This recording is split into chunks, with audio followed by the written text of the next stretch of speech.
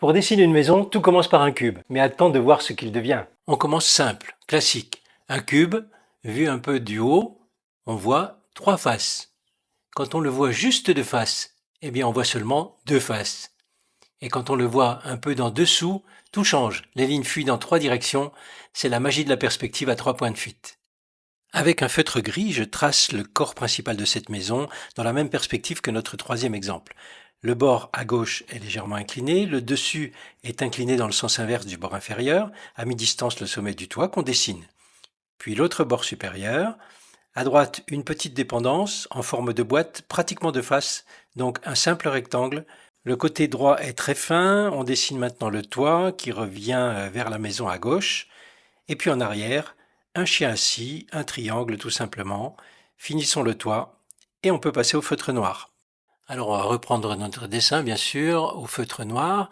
Alors on va simplement rajouter un peu d'ombre ici sous le bord du toit et je vais dessiner deux fenêtres. Regardez bien, le bord supérieur est dans l'axe de la perspective, le bord inférieur aussi un peu plus horizontalisé. On voit le bord extérieur à gauche des fenêtres, pas à droite.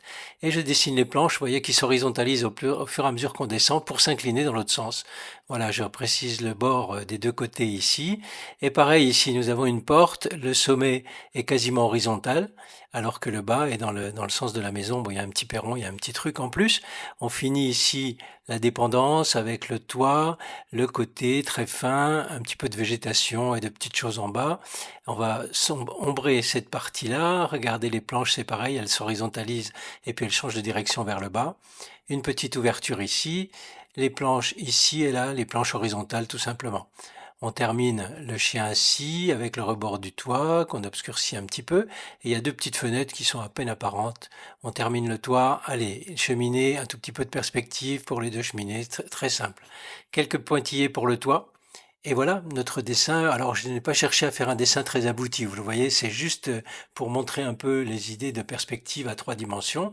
Là, je vais rajouter un petit peu de végétation, allez, un petit peu d'ombre par ici, et des arbres, des grands arbres en arrière, pour donner un petit peu de cachet à ce petit dessin très simplifié, mais qui vous permet peut-être de mieux comprendre la perspective et de l'aborder avec plus d'aisance. Allez, à vos feutres, à vous de jouer.